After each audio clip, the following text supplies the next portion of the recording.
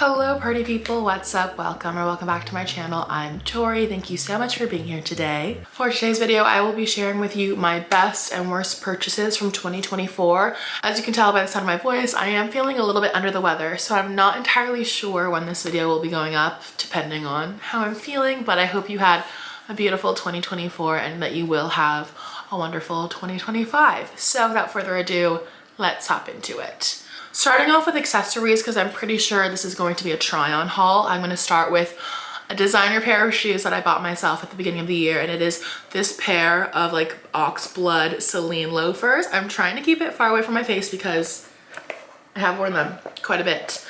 I have had these particular shoes on my wish list since October of 2023. And I thought to myself, you know, designer loafers, I do have a few already. Do I need to add another? Maybe I just need to find like a good leather pair. So I tried to buy a similar shoe from GH Bass, but their sizing just does not work for me. Like their half sizes are too big, the whole sizes are too small.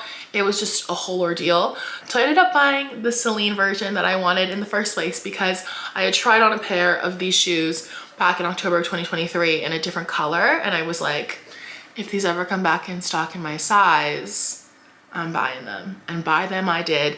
I wear them during all seasons because I don't believe that loafers are just for the fall and winter time. I think they are a year-round shoe. So I'm obsessed with these shoes. I will continue wearing them for many, many years to come. The next accessory that I have that I would consider to be one of my best purchases is this giant tote bag. I got this bag from TJ Maxx. I really loved the braiding detailing. The braiding of this bag really reminds me of something that Bottega Veneta would make, or probably more accurately like Dragon Diffusion, but at a much lower price point. There was just something about the way this bag sits on the body that I really liked. I've used it when I'm traveling. I've used it just like in my daily life. I think it's so great. It also comes with a pouch, which the pouch isn't in here. I must investigate in my room further. Moving on to clothing, we're actually gonna start with 3 pieces from the same brand. I've been a really big fan of this brand for a really long time, and I finally decided to buy more pieces from them this year. The brand is Daydreamer, and I have 3 of their shirts. I have this more fitted graphic tee in this Ziggy Stardust print. I have a boxy plain white tee from them.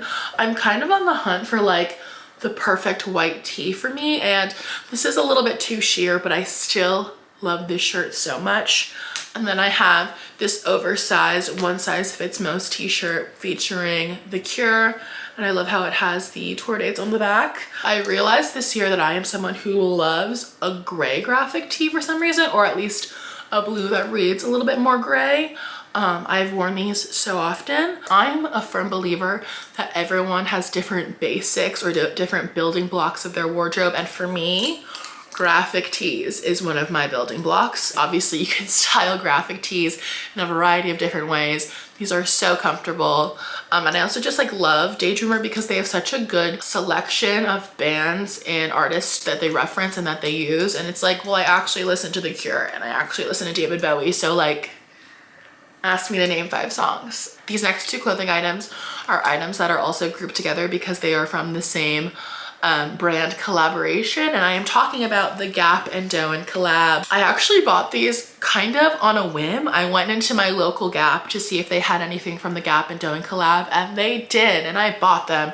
I bought this beautiful white linen shirt, and I bought the matching or coordinated linen skirt. At the time, I had a similar top and skirt from Doen's actual core collection on my like seasonal mood board. And so when I saw these very similar pieces from the Gap collab at a much more affordable price point, I was like, I have to get them. And I have quite literally worn them to bits. I wore these all spring and summer. I've kind of retired them for the fall and winter time just because I don't want to get sick of them, but I cannot wait until it gets warmer for me to pull out these bad boys again, because I don't know, there's just something about me, like I think the other building block of my wardrobe is like a nice feminine billowy white blouse. So it's like the dichotomy of having graphic tees and like the feminine blouse as my building blocks. We love to see it. These next couple of pieces I would kind of consider to be fall and winter pieces. So I definitely haven't worn them as much as the last few that I've talked about, but they have been on a constant rotation in my closet, so much so that I think they deserve to be in this video. Starting off with a cashmere two-piece that I have from Reformation. I know I could definitely wear these pieces separately, but I love them together. I'm also someone, again, I've realized that I really love gray. Don't know what that says about me. It's 100% cashmere. I also really love the rib detailing on the pieces. I also love that the buttons are the same shade of gray as the actual knit itself. The last piece in my best purchases category is this pair of charcoal gray cargo pants. Love them. How cute. These are from the Pilcrow line from Anthropologie. I found these in the Anthro sale section. Again, I think I've also talked about this pair of pants before on this channel, but I really have just become a cargo pant girly in the past couple of years, and I thought I needed to add a gray one into the rotation, so now I have gray and green. These pants also have kind of like a straight almost flare at the end, and if you know me, I love flare denim, so any kind of like flare pant I'm kind of like on board with. That's it for all of my best purchases of 2024. Moving on to my worst purchases of 2024. As you can imagine, if all of my best purchases are pieces that I've worn constantly and on rotation, these pieces have kind of been largely ignored in my closet, or they've only been worn a handful of times. Starting off with the accessories, this one kind of hurts, and it is this Baggu bag. I bought this, I think, during their spring drop, and I was just obsessed with the print, and I really love the like pockets on this bag, but unfortunately I just don't wear this bag enough. I think I've probably worn it a total of 5 or 6 times. Originally, I thought it would be really fun because I'm someone who likes to be playful with accessories. Like, I think the easiest way to add some fun in texture or in print is through a bag. But for some reason, I just don't gravitate towards this bag. I think it's like my 28-year-old brain developing, and I was like, hey, I like being playful, but is this playful or childish? Perhaps I'm not a Baggu girly, I don't know. I don't know, I feel like Baggu is having its moment, and I feel like I should just give this to someone who would actually use it. So this next piece is actually a homeware piece, and I just thought I would bring it up because I feel like this brand is like always going viral and is like really talked about online and is very coveted in the online space, and that is Gustav Westman. I bought this Gustav Westman chunky espresso cup during his pop-up in Los Angeles. Well, actually my brother bought it for me, but I truly have not used it. I've used it maybe 3 or 4 times. There is quite literally dust from how little I use it. Incredible, incredible pottery, incredible craftsmanship, incredible brand identity, honestly. I feel like this cup is kind of like a status symbol for like late millennials, early Gen Zers, and I've kind of like bought into it. I think it's beautiful. Obviously it's functional because it's simply a cup, but I just don't get a lot of use out of it, mostly because I'm someone who likes a big mug, and I'm like, why didn't I think of that earlier? Hello, you know yourself. Why did you buy a tiny little espresso mug? So I'm adding this into this video just to kind of say my piece, but also to bully myself into using it more. Like, girl, you could easily use this for your morning coffee. Just don't use so much milk every day. Let's move on to the clothing, shall we? Starting off, we have this vintage Hawaii t-shirt. I originally bought this at a vintage store in San Diego. I'm gonna be vulnerable. It was one of those days where I was like, God, I just need to like buy something to feel something. That's the worst place to be in, right? But I bought this top thinking, oh my God, I'll wear it in Hawaii. It'll be so funny. I love that it's like vintage, single stitch, very cool. I've only worn it in Hawaii. I have not worn this in the summer since, but I'm kind of including it so I can bully myself into wearing it. This was 30 American dollars and I've only worn it once. So, cost per wear is not great. I'll just say that. Next up, all of these other clothing pieces were thrifted. So I think part of the reason why they're on the worst is because I just kind of had thrift goggles on. I wasn't thinking clearly. I was kind of like, ooh, a deal. Ooh.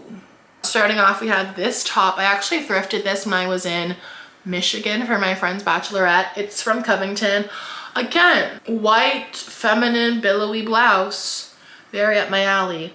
Unfortunately, I did shrink it when washing it. As I'm speaking to you now, I'm just convincing myself to try and stretch it out, to try and bring it back to its original size, because I do think it's so cute. Some people would call this a grandma top, and I would not deny that, but I would just say I also think it's stinking cute. So maybe we'll try and save her As someone who creates content online, I really try and find my own sources for inspiration.